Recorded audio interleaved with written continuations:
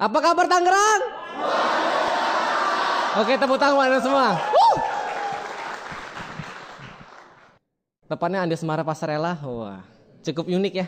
Jadi kalau misalkan hilang tuh gampang dicarinya gitu. Andiasmara Pasarela, tapi tentunya juga punya sejarah gitu ya. Latar belakang saya sarjana teknik pertambangan dari Institut Teknologi Bandung. Tapi bukan orang Bandung sayanya mah. Saya orang Medan. Nah, gitu. Jauh ya? Oh, Raso. Tapi bukan orang Batak. Nah, itu dia. Saya orang Jawa, Bapak Ibu. Wah.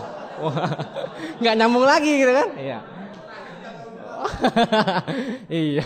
Saya orang Jawa, tapi Jawa campuran gitu. Ya, jadi campuran sama Chinese. Ya, jadi makanya agak-agak sipit mata saya kan? Iya. Oke, jadi orang tua saya di Medan, saya lahir besar di Medan. Kira-kira begitu. Kuliah aja saya di Bandung. Dan kenal bisnis ini, satu saya masih mahasiswa tingkat 2, semester 4 tepatnya. Gitu kira-kira ya. Nah, saya terus terang aja Bapak Ibu, saya selalu ceritakan ini karena mungkin inspirasi buat Anda semua. Dulu sebelum saya ketemu Tiansi, saya latar belakang keluarga saya cukup parah ya. Bapak saya tukang becak dulunya, ibu saya jualan gorengan. Bisa bintang 8 juga kan? Iya. Ada di antara Anda yang latar belakangnya hampir sama dengan saya? Ada nggak? Boleh tunjuk tangan nggak? Oh ada, berikan ya. Berarti ibu itu bintang 8 berikutnya nih. Ya. Bu, kalau udah miskin harus bintang 8 bu. Saya gitu prinsipnya dulu. Udah miskin banyak mikir kan gitu kan ya. Itu kira-kira latar belakang keluarga saya. Jadi hal memotivasi yang terbesar kenapa saya sampai mau kuliah di ITB karena saya pingin itu tadi dia. Saya pingin merubah nasib keluarga saya. Tapi kenyataan pahit yang saya lihat apa? Anak ITB juga banyak yang nganggur kok. Wah, gimana dengan nasib saya gitu ya. Semakin zaman semakin tua itu semakin susah lapangan pekerjaan. Pas saya nanti tamat gimana? Nah itu yang saya pikirin. Jadi alhamdulillah saya ketemu bisnis ini satu saya masih kuliah. Tapi lucunya saya negatif Bapak Ibu dulunya. Jadi saya 3 kali tawari bisnis ini saya tolak mentah-mentah. Yang keempat baru saya gabung. Itu pun yang ketiga kali itu nggak ada dibuka presentasi sama sekali. Masih ngeluarin dulu masih zaman jahiliyah ya. Itu buku biru gitu, buku ungu ya. Wah. Belum dibuka saya bilang jangan. Enggak. Tiansi kan. Saya dengar kabar dari teman-teman saya bahwa saya dengar kabarnya salah gitu. Dengar informasinya dari orang yang salah dan informasinya juga salah gitu. Ya jadi saya tolak bisnis ini sebelum mereka presentasi saya. Yang pertama, apalagi yang kedua, saya bilang yang pertama aja udah presentasi sama saya, padahal belum kan. Udah presentasi kayak gitu kira-kira. Yang kedua, yang ketiga lebih parah lagi saya bilang, udah 2 orang presentasi sama saya. Kebayang Bapak Ibu? Yang ketiga juga langsung pergilah. Pokoknya saya tuh merasa berdosa lah ya. Dulu ingat-ingat masa lalu tuh kayaknya banyak dosa saya sama yang mempresentasikan saya tuh. Nah yang keempat karena mungkin saya dulu terus berdoa ya. Kan saya orang miskin nih ceritanya ya. Saya kan masih berdoa kan. Doanya kan gak jauh-jauh amat kan. Apa doanya coba? Iya gak usah muluk-muluk. Saya udah bosan hidup miskin Bapak Ibu. Saya bilang doa saya pengen jadi orang kaya. Saya pengen menjadi orang yang punya banyak uang. Jadi orang yang luar biasa. Yang bisa berbagi. Dan tentunya saya ingin menaikkan harkat martabat keluarga saya, itu yang terpenting. Karena saya mendapat hinaan banyak Bapak Ibu. Saya suatu masih kecil saya tahu bahwa keluarga ibu saya itu menghina. Apalagi bilang, tuh makanya kan, lunya sih nikah sama tukang becak, makanya jadi kayak gini. Flashback masa itu ya. Satu dulu masih kecil saya tanya sama ibu saya, kenapa sih mak mau ini nikah sama bapak?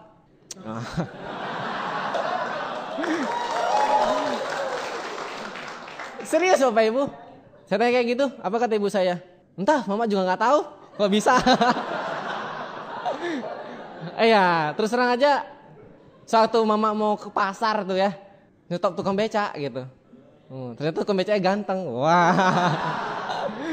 Ya udah kecantol deh, katanya kan, ya pacaran, tapi gak disetujuin sama keluarga ibu saya. Karena kan, ya ngerti lah pastinya ya, apalagi dari status ekonomi sosial yang di bawah gitu. Tapi karena cinta yang begitu besar, menggebu-gebu, wah akhirnya ya gitulah sampai apa tuh kawin lari lah gitu ya. Ceritanya kayak gitu, makanya nama saya jadi Asmara Bapak Ibu. Wah. Mengenang perjalanan cinta yang luar biasa kata ibu saya gitu, kata mama saya. Jadi adik saya juga semua Asmara, jangan salah gitu. Jadi itulah kira-kira. Makanya saya tanya kenapa sih nama kami semua Asmara, itu salah satu jawabannya tadi. Tapi ternyata mama setelah ini berapa tahun gitu menikah ya. Awal-awal masih enak lah macam permaisuri dibuat ya kan. Udah mama di rumah aja jadi rumah tangga yang baik dan benar gitu. Biar bapak yang cari nafkah. Wah, so hebat kan gitu ya. Ya pas saya masih sekolah dasar lah, masih aman lah. Adik saya mulai lagi sekolah, adik saya yang ketiga mulai sekolah juga, mulai piring berterbangan. Oh, bukan hanya piring Bapak Ibu, wah, yang lain juga berterbangan gitu. Jadi saya masih kecilnya tahu bahwa ibu saya berantem gara-gara apa? Uang. Makanya saya benci sama namanya kemiskinan. Gitu. Apalagi kalau kita mau ke keluarga, ini agak sedikit pahit ini. Semua ke keluarga ibu saya itu semacam kita tuh itu? Bukan diasingkan lagi, apa tuh? Dicurigain. Waduh. Ayo hati-hati nih. Luar biasa Bapak Ibu, itu pahit banget. Makanya ada nggak yang bilang hidup miskin itu enak? Nggak ada. Cinta itu nggak mengenal harta, bullshit, bener kan? Ibu saya bilang gitu. Makanya kalau cari pacar orang kaya gitu.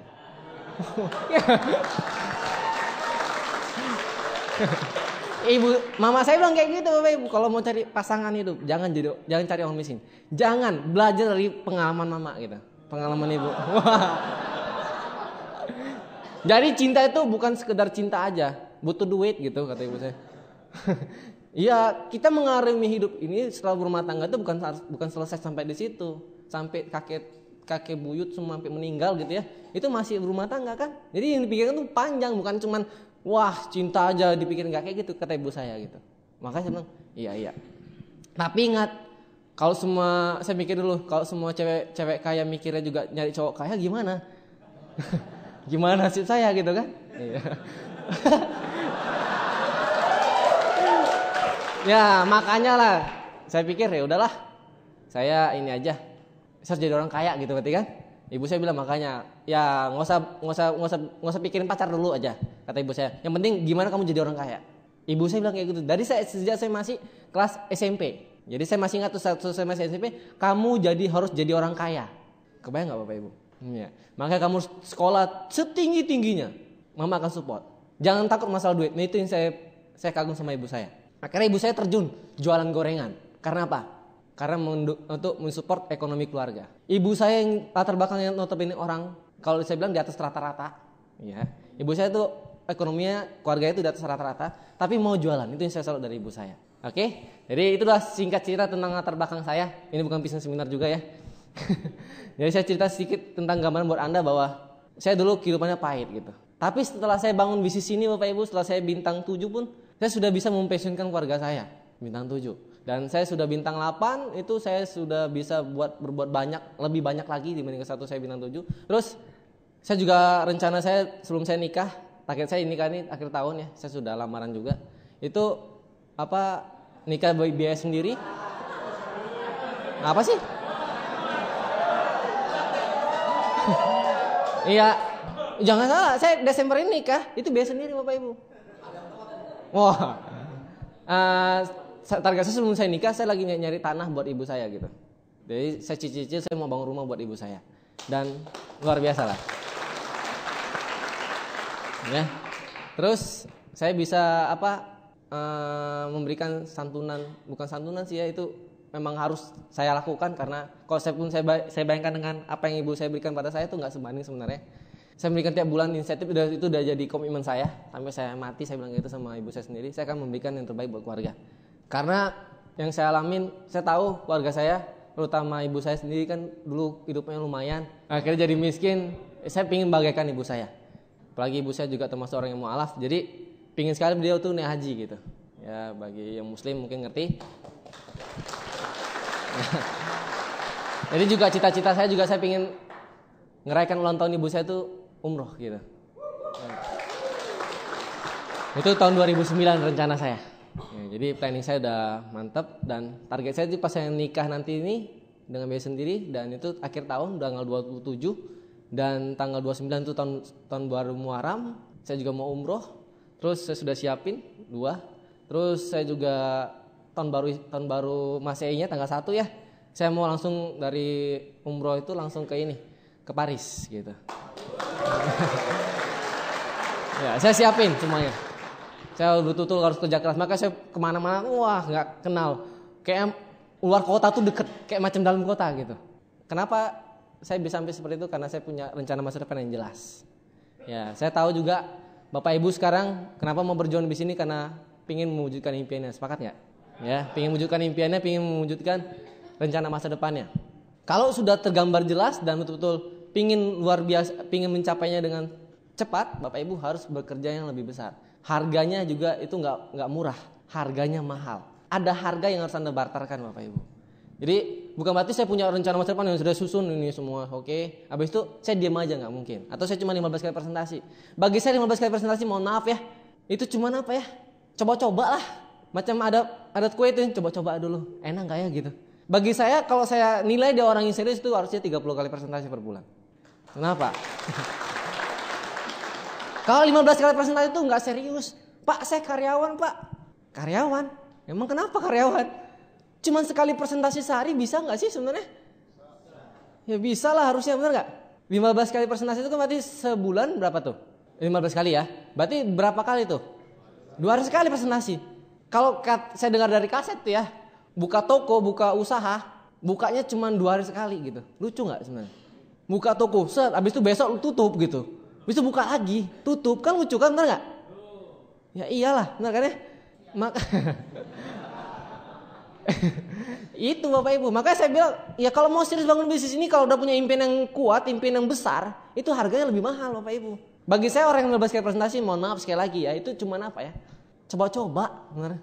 Bisa nggak ya? Ya hitung-hitung berhadiah lah. Kebayang Bapak Ibu? Jadi harusnya gimana? 30 kali presentasi. Bagi Anda tadi yang 15 kali presentasi, harus bulan depan Anda targetnya apa? 30 kali presentasi. Ya kerja kita apa sebenarnya di sini? Ya presentasi. Kalau mau mencapai impian Bapak Ibu lebih cepat, apa yang perlu ditingkatin? Presentasinya. Tapi jangan lupa presentasi plus follow up. Itu tergantung bagaimana Bapak Ibu memanajemen waktu. Pak, kan saya karyawan. Saya pergi pagi pulangnya malam. Apalagi ke Jakarta, Tangerang, Bekasi ini macet ini. Kalau nggak macet tuh nggak apa namanya? Justru yang asing bagi saya kalau nggak macet gitu. Yang macet tuh biasa. Jadi kalau di jalan tuh bisa 2 jam pagi ini. Kalau Bapak Ibu lihat kondisi, Bapak Ibu akan terhambat oleh kondisi tersebut gitu. Apa yang maksud saya? Ya kalau memang Bapak Ibu tahu bahwa bisnis ini luar biasa, bisnis ini dahsyat banget, kenapa Bapak Ibu nggak mau? Ya sampai malam deh. Kan sementara, benar nggak? Bapak Ibu bangun bisnis ini sampai tengah malam pulangnya. Sementara Bapak Ibu. Setelah itu Bapak Ibu bisa freedom selamanya. Mau nggak Bapak Ibu? Ya iyalah. Harusnya mau ya. Kayak gitu. Kalau kayak gitu gimana? Bapak Ibu harus berjuang dong. Oke. Jadi harus berani bayar harganya. Yang jelas Bapak Ibu pasti punya impian yang terdalam. Dan impian itu nggak kecil biasanya. Impian itu macam-macam orang tuh beda-beda. Tapi yang jelas saya percaya impian itu pasti besar. Semakin besar impian Bapak Ibu, semakin semangat Bapak Ibu ingin mencapainya. Apalagi semakin impian itu terdalam, masuk ke dalam hati Bapak Ibu yang paling dalam. Oke? Kalau udah begitu Bapak Ibu harus presentasi. Karena kunci jaga bisnis apa? Presentasi. Presentasi pun jangan sekali lagi saya bilang apa? Jangan sedikit-sedikit, minimal berapa kali? 30 kali. Bisa nggak Bapak Ibu? Harus bisa. Kudu musti fardu ain.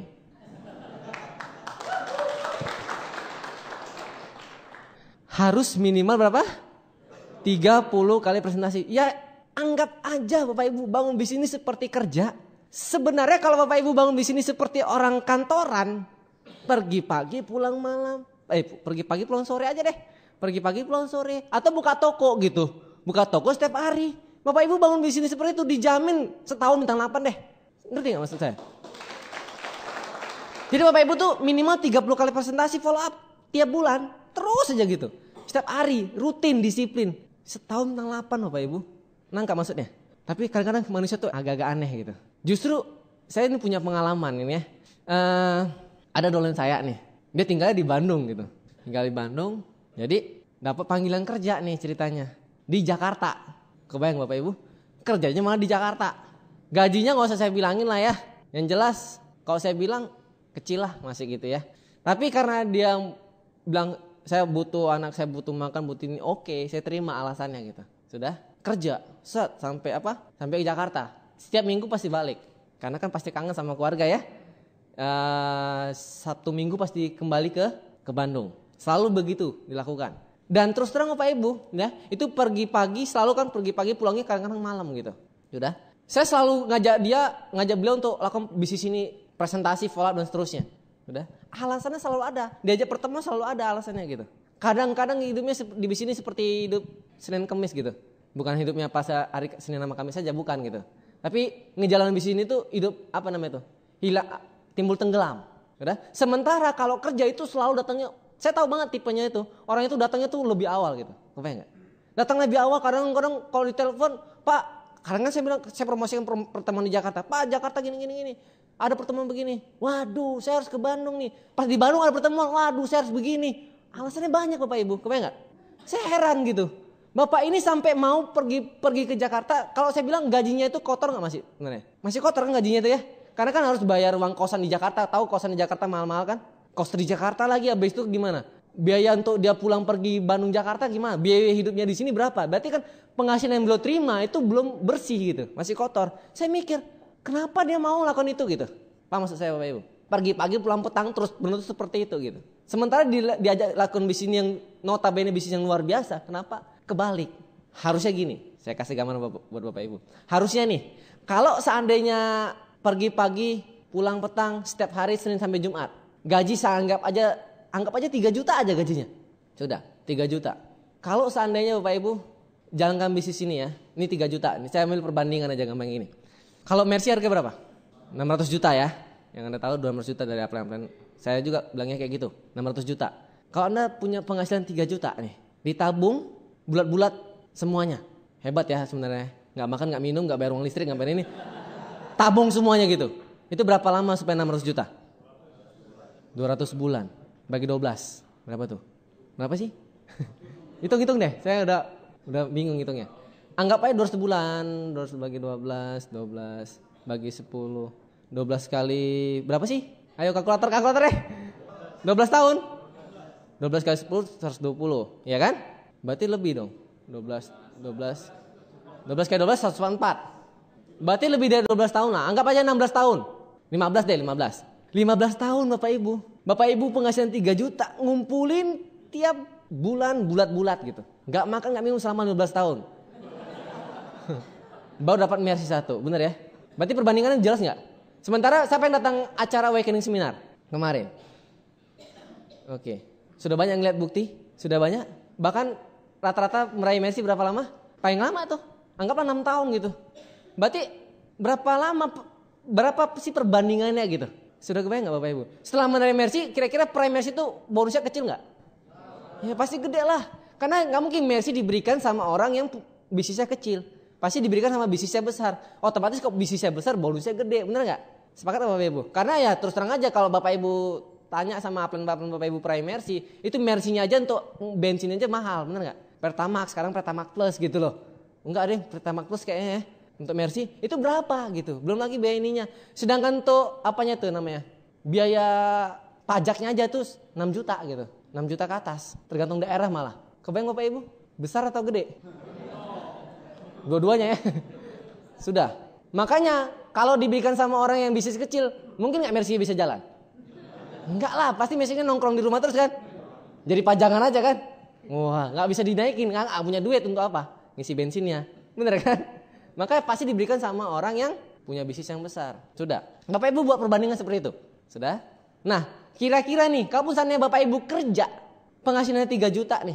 Sebenarnya sih nggak mungkin 3 juta dikumpulin semua gitu, ya kan? Setidaknya Bapak Ibu penghasilannya 9 juta, 9-10 juta, baru bisa ngumpulin 3 juta sebulan. Itu pun kalau dikumpulin. Sekarang saya tanya Bapak Ibu, ada yang nabung sebulannya 100 ribu? 100 ribu sebulan, ada yang nabung? 1, berapa? Mana lagi? Minimal 100 ribu, nah, minimal 100 ribu ada? Ayo, beberapa kan? Itu kalau leader Bapak Ibu ya wajar lah ya. Kalau yang Bapak Ibu sekarang gitu, saya terus selalu saya tanyakan seperti ini, ada gak orang yang nabung 100 ribu sebulan aja? Sebagian besar enggak. Kenapa? Jawabannya simple. Pemasukan kadang lebih kecil sama dengan pengeluaran. Kebayang Bapak Ibu? Iya, makanya gimana mau nabung 100 ribu? 100 ribu aja enggak. Anggap aja Bapak Ibu disiplin 3 juta sebulan, itu aja 200 bulan. Kalau saya cuma nabung 100 ribu sebulan aja Pak, berapa lama tuh? 600 juta. Wah, iyalah. Oke, ya. Berarti untuk nabung 3 juta itu, untuk nabung 3 juta penghasilan berapa rata-rata? Ikan yang kita tabung rata-rata 30% ya. Berarti 10 juta sebulan penghasilan kita baru bisa kita nabung 3 juta sebulan. Kebayang Bapak Ibu? Anggap aja Bapak Ibu penghasilannya 3 juta. Anggap aja Bapak Ibu diterima seperti dolen saya itu. Ya segitu kira-kira penghasilan dia. 3 juta. Tapi itu dikerjakan dengan sangat luar biasa. Justru bisnis ini yang notabene mercy. Belum lagi dapat penghasilan tiap bulannya. Sudah kebayang? Bapak Ibu lihat sendiri kemarin di Awakening Seminar. Justru kok gak dikerjakan dengan luar biasa gitu. Seandainya saya bilang sama Bapak Ibu ya. Seandainya penghasilan di bisnis ini itu 10 juta sebulan aja. Seandainya, walaupun itu sangat kecil sekali, benar gak? Bapak Ustadz bilang aja 100 juta sebulan gimana? Masih miskin kan? Anggap 10 juta sebulan aja bisnis ini Bapak Ibu. 10 juta sebulan. Harusnya kalau Bapak Ibu pergi pagi pulang petang, kerja nih. Pergi pagi pulang petang, Senin sampai Jumat selama sebulan dapat 3 juta. Kalau seandainya untuk dapatkan 10 juta di bisnis ini, harusnya dilakukan bisnis ini 3 kali lipat enggak? Harusnya. Benar Bapak Ibu? Jadi kalau Bapak Ibu dilakukan bisnis ini, pagi-pagi pulangnya pagi lagi, ngejalankan bisnis ini nih, saya bilang. Wajar enggak? Ayo saya tanya Bapak Ibu, wajar enggak? Wajar ya? Iya iyalah. Benar kan? Iya. Banyak orang tuh lucu kan? Nah, makanya saya pikir-pikir, ini ada orang aneh gitu. Makanya saya jalankan bisnis ini dengan luar biasa, dengan sangat keras, sampai keluar kota. Kadang Sabtu Minggu tuh saya nggak pernah pacaran. Saya pacaran Bapak Ibu itu pra jadian. Setelah jadian nggak pernah lagi malam mingguan, kebayang Bapak Ibu. Nonton cuma sekali seumur hidup.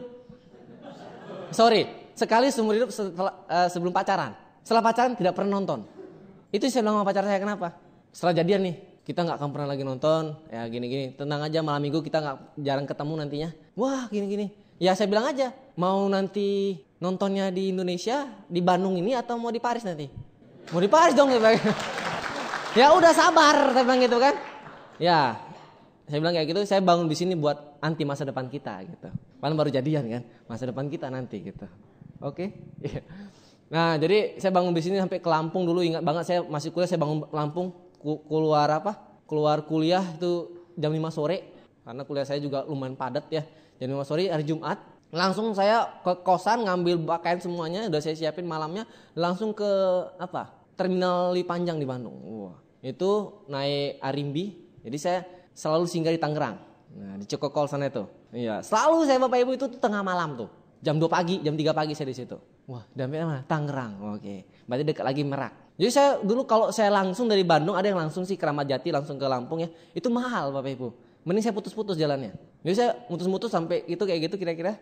Itu untuk menghemat biaya. Jadi saya lakukan seperti itu. Jadi tiap Sabtu Minggu. Jadi saya mikir-mikir di bis ya. Sabtu Minggu ini orang lagi pacaran, enak jalan-jalan. Saya malah di bis gitu. Kebayang enggak? Tapi saya bilang kayak gini, enggak apa-apa. Saya kan melakukan yang tidak dilakukan oleh orang rata-rata. Berarti kalau saya dapatkan yang tidak didapatkan oleh orang rata-rata, wajar. Benar gak? Saya mikirnya kayak gitu.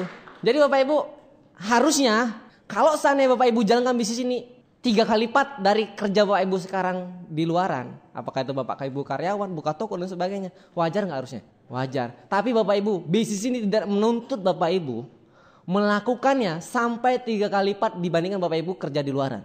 Itu poin Bapak Ibu harus pegang. Tidak harus sampai pergi pagi pulang pagi lagi gitu, enggak. Ngerti maksud saya Bapak Ibu? Ngejalankan bisnis ini pun tidak harus sepenuh hari gitu.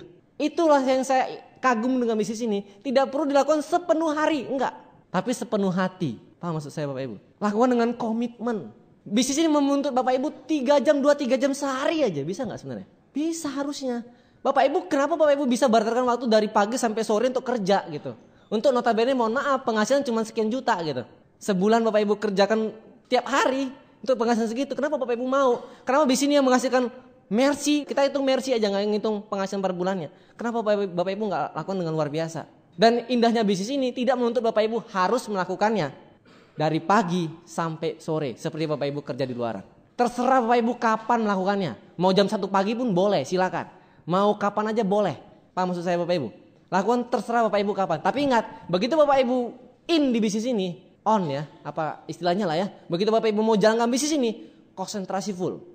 Lakukan dengan sepenuh hati, nggak usah pikirin yang lain, fokus sama bisnis ini. Seperti itu. Kok ketemu prospek, fokus sama dia. Udah? Anggap dia bintang 8 berikutnya. Paham maksud saya Bapak Ibu? Lakukan yang terbaik. Pak, negatif. Bapak Ibu kebanyakan orang negatif karena Bapak Ibu sebenarnya negatif gitu. Ngerti nggak? Karena Bapak Ibu berpikiran negatif. Kayak ini orang negatif, makanya negatif dia Bapak Ibu. Paham maksud saya? Anggap semua orang itu positif. Kalaupun ternyata orang negatif ya biarin aja lah. Memang harus ada orang kayak gitu. Yang pokoknya selalu berpikiran, apapun kondisinya, saya akan ketemu sama orang-orang yang positif. Itu akan menjadi seperti kata buku The Secret atau PCD-nya The Secret itu ya. Kita akan menarik orang-orang yang positif. Kalau kita berpikiran selalu, saya mau ketemu orang yang positif. Begitu. Tapi intinya apa? Bapak Ibu harus kerjakan misi ini dengan sepenuh hati. Oke? Nah, Pak, ada dulu satu ngeyel, Pak. Udah tahu penghasilannya pas-pasan, hidupnya amburadul gitu ya. Mohon maaf nih. Soalnya saya miskin kan, saya udah merasakan hidup miskin tuh gak enak, bener kan ya? Udah hidupnya, ya gitulah kira-kira gitu ya. Tapi kenapa dia jangan di sini kok nggak mau juga Pak? Banyak sekali alasannya gitu. Alasannya klise semua. Kalau untuk orang kayak gitu gimana Pak? Kalau Pak Lucy bilang apa? Ya nggak sekejam itulah ya. Kalau saya mah nggak sekejam itu, dibuang aja. Oh enggak, bercanda ya. Ini tetap aja Bapak Ibu pola beliau lah.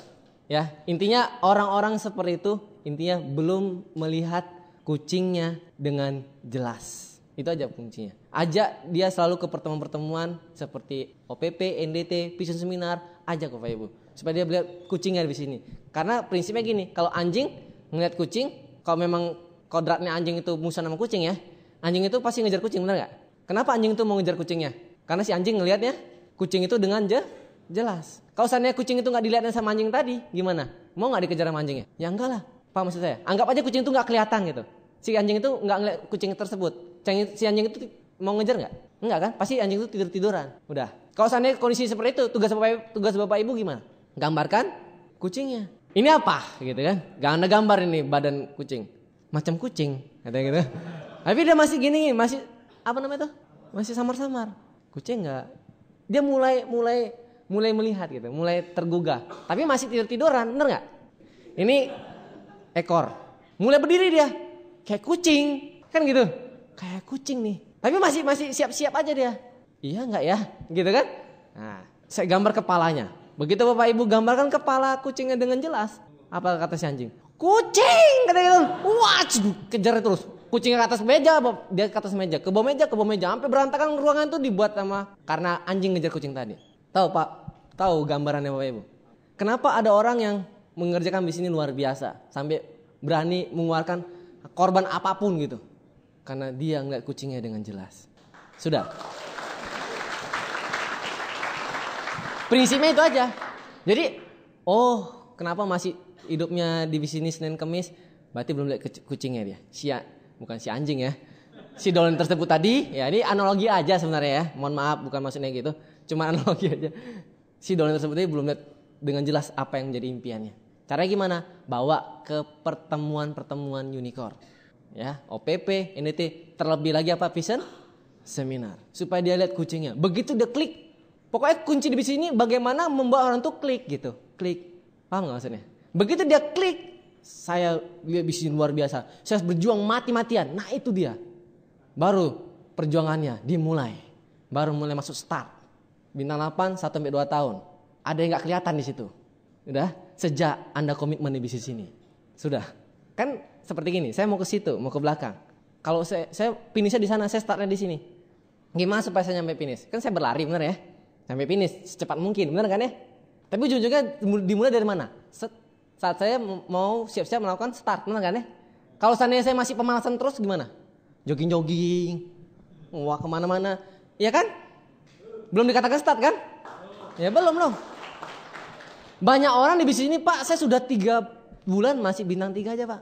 Saya udah 6 bulan, saya udah setahun bintang 3. Saya jawabannya simple, udah komitmen belum? Kalau belum, berarti masih pemanasan. Katanya 1-2 tahun bintang 8. Saya belum nih. Udah setahun masih bintang 3. Kayak bisa gak Pak saya bintang 8 setahun? Ya bisa aja. Kapan startnya? Saya bilang kayak gitu. Kapan startnya? Gimana cara kita membuat downline kita start? Bawa dia terus ke pertemuan.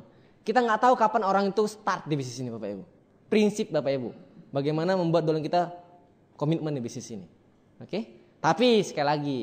Bagaimana kita mencetak jenderal kalau kita gak jenderal? Sepakat gak? Karena jenderal itu dihasilkan oleh jenderal juga. Gak ada jenderal dihasilkan oleh prajurit. Gak ada. Jadi Bapak Ibu bagaimana caranya Bapak Ibu membuat orang komitmen di bisnis ini. Kalau Bapak Ibu sendiri belum Komitmen. Oke. Tanyakan sendiri sama diri Bapak Ibu, apakah Bapak Ibu sudah komitmen di bisnis ini? Tanyakan sendiri. Apakah Bapak Ibu sudah start di bisnis ini? Ayo. Jangan lihat, Pak, saya sudah 6 bulan. Bintang 4. Grup saya mati semua, Pak. Masih pemanasan. Udah, anggap aja masih bintang 3. Baru, serius nggak, komitmen nggak bangun bisnis ini? Gambarkan dulu impiannya, setelah dia, oh iya Pak, saya mau bangun bisnis ini demi impian saya, demi ibu saya dan sebagainya. Saya komitmen, saya akan apapun saya akan bayar. Berapapun saya akan bayar. Apapun Bapak Ibu bilang yang harus saya lakukan, saya akan lakukan. Oke? Oke gitu, udah start. Anggap bintang 3. Paham maksud saya Bapak Ibu? Anggap bintang 3. Fokus. Walaupun bintang 4, udah anggap aja bintang 3. Kan bintang 4 buat apa juga, gak ada grupnya, bener gak? Banyak gak kayak gitu? Di grup saya mah banyak kayak gitu. Bintang 4 yang sendirian. Di Tangerang mah gak ada ya. Gak ada, Tangerang gak ada. Di grup saya banyak gitu. Ya, bintang 4 yang apa namanya itu? Zombie ya. Sendirian di bisnis ini gitu. Untung masih mau konsultasi gitu. Pas konsultasi itu selalu begitu. Kadang-kadang pas di pertemuan ketemu saya kayak gitu. Pak gimana? Saya mau sukses, saya mau gini. Saya lihat dari bola matanya itu serius. Berarti ini udah klik dia saat setelah pertemuan. Saya bilang, Bapak bintang berapa? Bintang 4. Tapi grup saya nggak ada Pak itu semua. Anggap aja bintang 3. Anggap hari ini Bapak baru join. Baru tanda tangan aplikasi. Anggap aja baru join. Bisa nggak sih? Banyak gak orang di sini yang baru join? Saya bilang gitu. Ya banyak. Ya anggap aja sama dia tadi baru ke stokis. Baru fokus. Tahun 2 tahun ke depan harus bintang 8. Bisa nggak? Bisa. Gitu. Sekarang kuncinya di mana? Di Bapak Ibu sendiri. Kalau Bapak Ibu mau membuat grup Bapak Ibu komitmen, semuanya komitmen. Sudah, Bapak Ibu harus komitmen dulu. Karena membangun bisnis yang besar, setiap orang harus komitmen di bisnis ini. Para leader Bapak Ibu kenapa bisa bintang 7, bintang 8? Kenapa? Karena mereka sudah dulu mengatakan nama diri mereka, saya komitmen di bisnis ini. Saya akan bangun bisnis ini apapun yang terjadi. Itu dia Bapak Ibu. Oke? Bukan berarti Bapak Ibu lihat sekarang, bintang 7, bintang 8 enak ya. Lihat proses mereka dulu Bapak Ibu, sampai kemana-mana. Ya nggak Bapak Ibu? Pahit nggak? Pahit, campur asin, campur asam, bener ya? Semuanya lengkap, bener. Saya seumur hidup jarang muntah, saya di dalam perjalanan. Tapi suatu saya di Peri, Merak Bakauheni, itu langganan muntah. Gitu. Kenapa? Bau banget. Luar biasa, sampai saya netes ke air mata. Tapi netes air mata sambil ketawa gitu. Luar biasa, bisnis ini.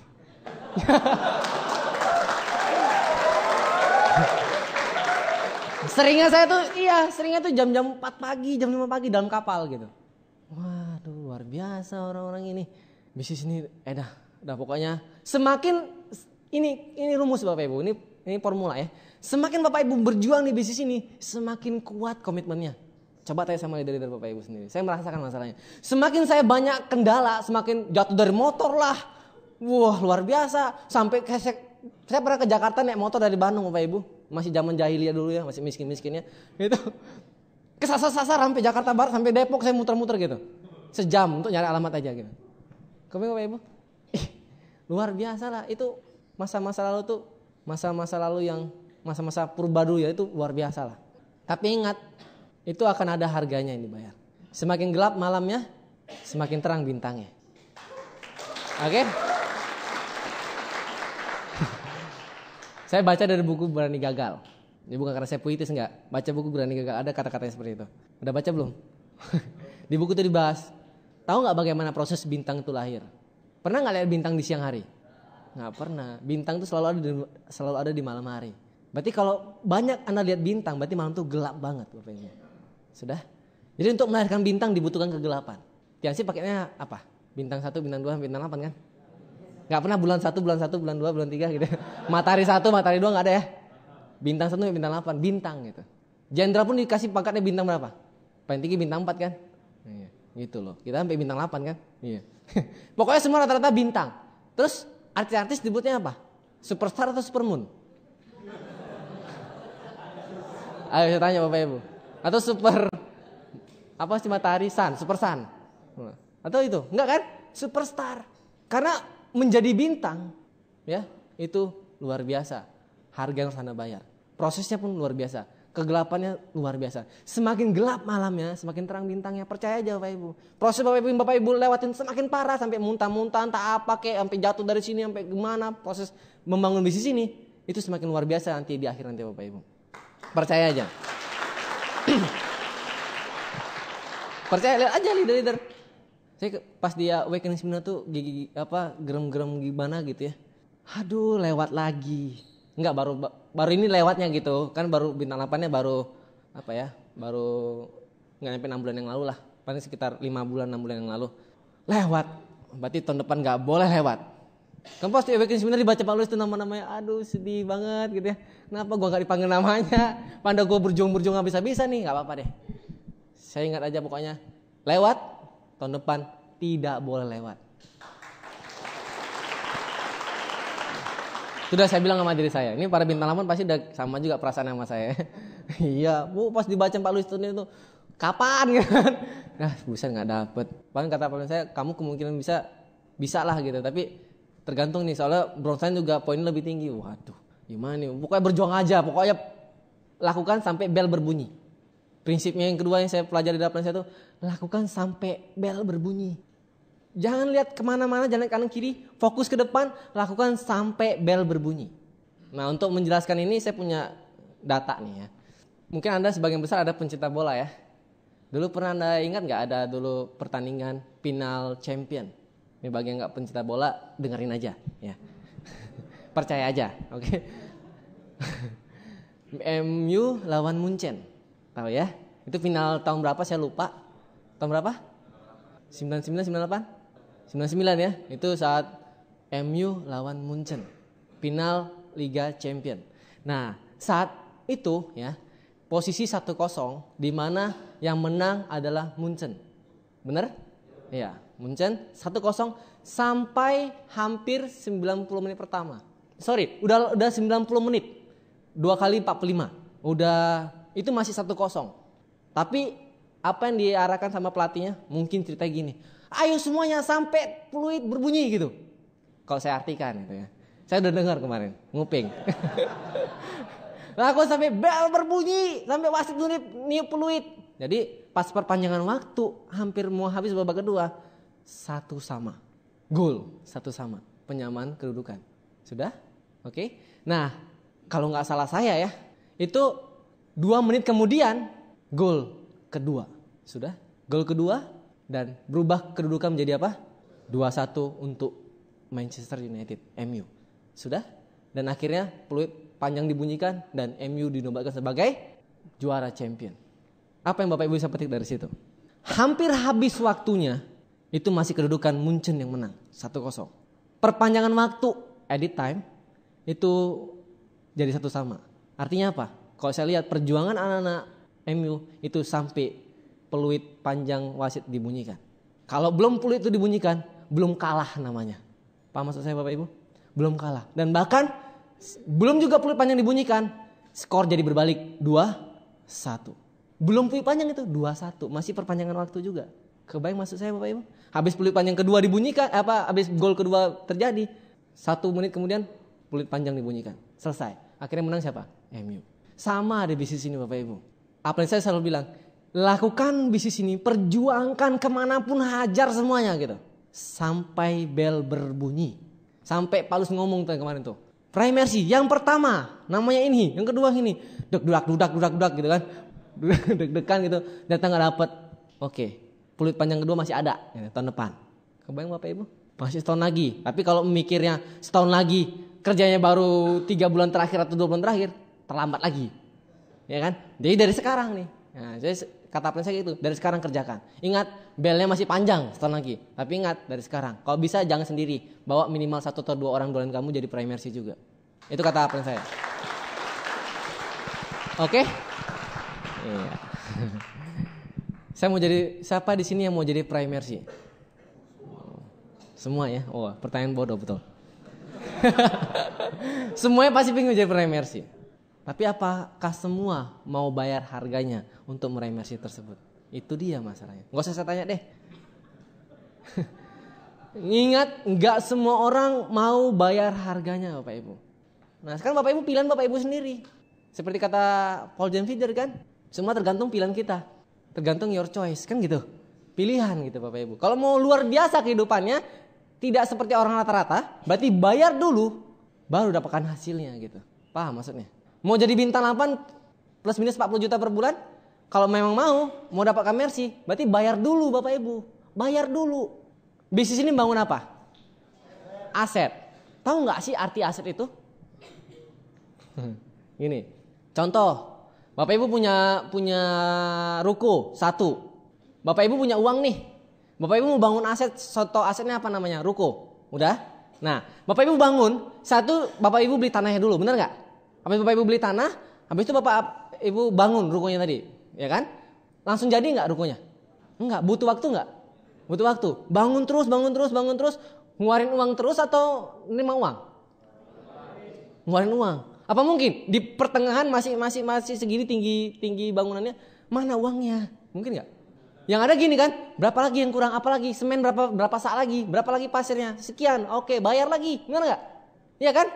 Keluarin uang terus kan, ada nggak nerima uang masuk? Nggak ada kan, benar nggak? Terus aja ngeluarin uang terus. Oke, sampai mana tingginya? Oke, udah mau berapa persen? 90%, 100% udah jadi, oke. Begitu udah jadi, langsung dapat duit? Enggak, promosi dulu. Sampai ada orang yang mau ngontrakin. Setelah ngontrakin, baru nerima uang masuk. Tapi sampai kapan? Sampai mati, sampai diwariskan pun masih bisa, benar nggak? Sampai anak cucu kita masih bisa nikmati nggak? Itulah indahnya bangun aset. Tapi ingat, sebelum aset itu jadi, itu harusnya tidak nerima sama sekali duit, benar nggak? Sepakat Bapak Ibu? Yang ada ngapain? Bayar duit, bayar harga terus, benar nggak? Sudah? Jadi harusnya gimana sama misteri ngomongnya? Misteri, harusnya Tiansi itu nggak usah ada bonusnya, benar kan? Sampai bintang 8 nggak usah ada bonusnya gitu, benar nggak? Harusnya kan? Kan di sini bangun aset, benar nggak? Pak Misteri, salah marketing plan Tiansi itu.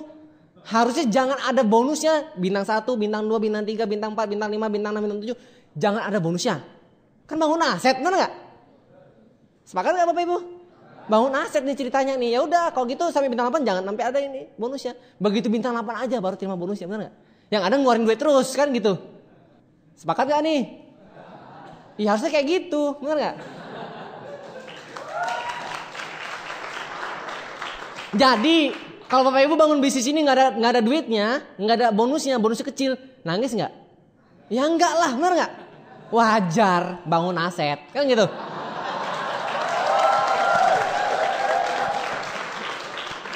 Tapi Tiansi ini luar biasa Bapak Ibu, sponsori bintang 3 mensponsori bintang 3 yang 485, udah ada duitnya, iya kan? Kalau boleh sebenarnya kita kalau memang murni aset ya, aset yang luar biasa, itu harusnya ngomong misteri nggak usah ada bonusnya. Tapi misteri baik gitu, kasih deh. Kalau udah kayak gitu Bapak Ibu ingat, makanya setiap bonus yang Bapak Ibu dapatkan di bisnis ini kebanyakan yang terjadi di grup saya nih ya. Begitu dapat bonus gede, apa yang dilakukannya? Udah mulai HP mana yang mau saya beli, baju mana yang mau saya beli, iya kan? Mulai ke supermarket terdekat gitu ya, atau kemana tempat pembelanjaan, udah mulai habis itu ditagih alat bantu. Ada alat bantu baru nih, gini. Tiket pisan seminar, EB mau berapa? 5, 10? Bisa bengong aja gini. Tawarin lagi, tiket OPP, tiket NDT, mau berapa? EB. Nggak ada duitnya.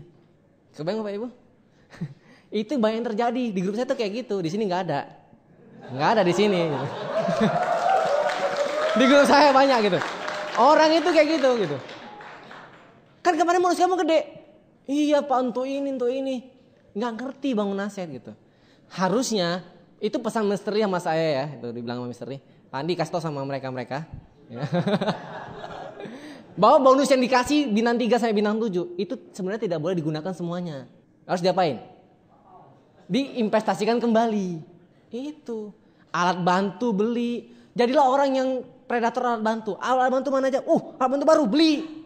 Alat bantu ada brosur, buku pupuk misalnya gitu ya. Beli 5 gitu. Terus bisa seminar, EB 10. Ngerti nggak? Hitung-hitung berapa bonus kemarin? Berapa? Keluarin Bapak Ibu.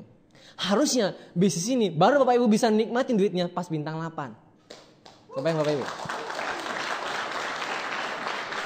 Jadi itu alasannya kenapa ada orang miskin bisa bangun bisnis ini. Paham nggak maksudnya? Dia kerja keras, dapat bonus itu putar lagi. Dapatin bonus gede, putar lagi. Terus begitu. Bintang 8 baru nerima duitnya gitu. Ini jangan terlena dengan uang kecil. Kalau Bapak Ibu terlalu terlena dengan uang kecil, meletakkan uang receh, uang kecil terlalu dekat dengan mata, yang akhirnya gimana?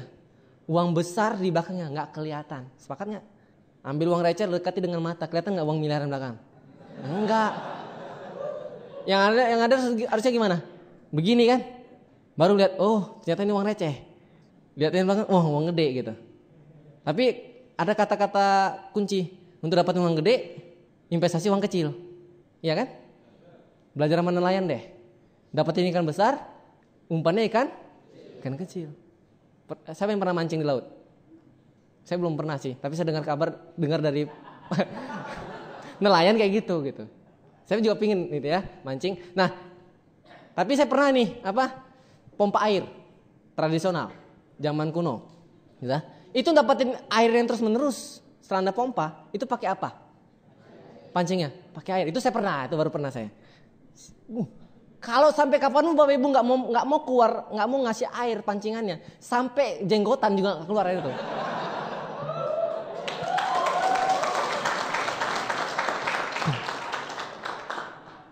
Ini ketawa-ketawa nangkap nggak sih maksudnya? Udah capek-capek saya ngomong nggak nangkap pula kan? Capek deh, mending saya pulang kan? Oke, apa maksudnya Bapak Ibu ya? Intinya apa? Untuk dapetin air yang baik tadi, harus berani pancing berkorban air yang cuma segayung 2 gayung. Untuk dapetin uang miliaran, uang ratusan juta, bahkan miliaran per bulan, Bapak Ibu harus investasi sekian juta gitu. Tapi nggak kayak gitu bisnis ini kan? Ya 50.000 bisnis seminar gitu. Ya EB 10 berarti berapa tuh? 500.000 cuma, bener nggak? Enggak, 400.000 ya kalau 10 ya. 40.000 kan? Berapa lagi? Apalagi investasi produk ini paling jarang nih. Produk. Pak, saya mau dikatakan sales Pak. Ampun DJ. Bukan menjadi sales, bukan. Bawa produk itu buat apa? Closing di tempat kan? Ngerti nggak maksudnya Bapak Ibu? Bukan Bapak Ibu ketok-ketok pintu orang, tok-tok mau beli ini nggak Bu? Nggak kayak gitu. Tapi stok produk gitu. Ngerti nggak? Budayakan Bapak Ibu, berani investasi. Stok kalsium 1, 3 gitu. Stok cordyceps sekian. Itu pasti habis kok Bapak Ibu kalau jalan ke bisnis ini. Ngerti nggak? Setiap Bapak Ibu langsung formulir aplikasi. Ya, habis itu closing. Udah closing, mau belanja produk apa Pak? Keluarin tasnya. Ini Pak produknya. Langsung saya sediakan. Sudah? Udah kebayang? Ya kalau misalkan saya nggak punya uang ya itulah baru. Oke, berarti harus segera ke stokis kan gitu. Tapi setidaknya Bapak Ibu harus gimana? Investasi. Poinnya apa? Berani bayar harganya. Berani investasi. Bayar dulu baru dapatkan hasilnya. Jangan pernah mikirin hasil dulu sebelum bayar. Bayar dulu Gitu kira-kira. Bisa Bapak Ibu? Jadi Bapak Ibu harus bayar harganya. Gimana cara bayar harga di sini? Ya presentasi, follow up, mengundang. Ya begitu-begitulah. Sudah? Terus apa lagi? Early bird.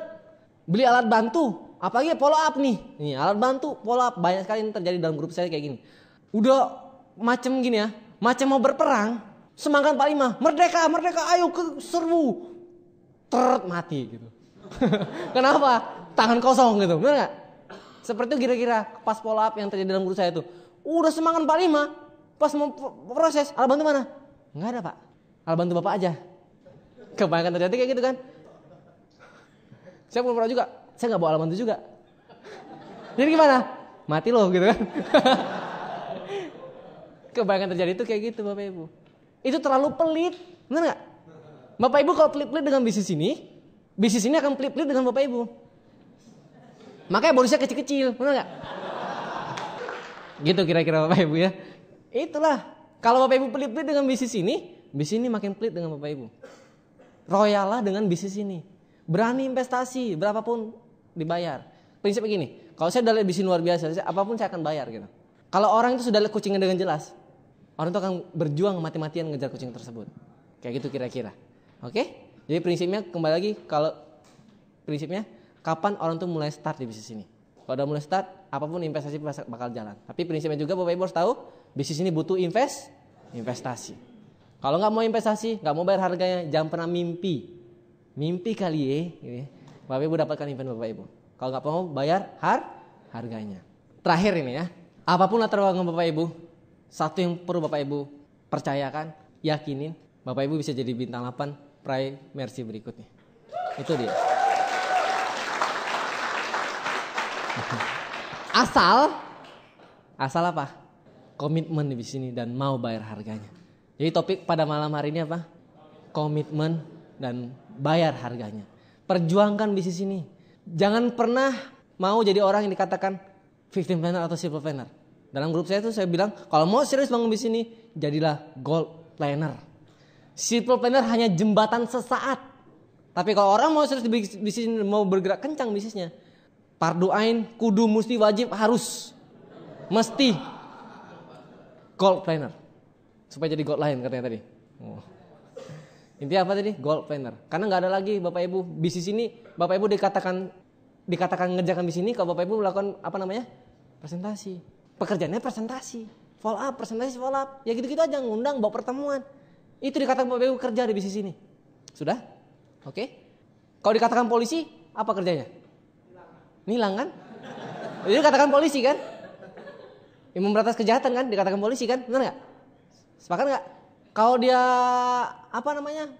Kerja di bank, dia karyawan bank, berarti kan kerja di bank ya? Dikatakan dia karyawan bank. Kalau Anda dikatakan distributor Cianci, apa kerjaannya? Presentasi follow up. Kalau nggak presentasi follow up dikatakan distributor Cianci? Ya enggak lah, benar nggak? Itu prinsip Bapak Ibu ya. Jangan lupakan itu. Bapak Ibu, apapun latar belakangnya bisa sukses. Asalkan mau komitmen, segera komitmen, bayar harganya. Apapun Bapak Ibu harus bayar. Karena prinsipnya bayar dulu baru dapat hasil yang luar biasa. Oke? Intinya apapun yang saya sharingkan tadi, sekali lagi konsultasikan dulu dengan upline leader Bapak Ibu semua. Sekian dari saya, mohon maaf kalau ada salah kata. Terima kasih telah mendengarkan. Assalamualaikum warahmatullahi wabarakatuh.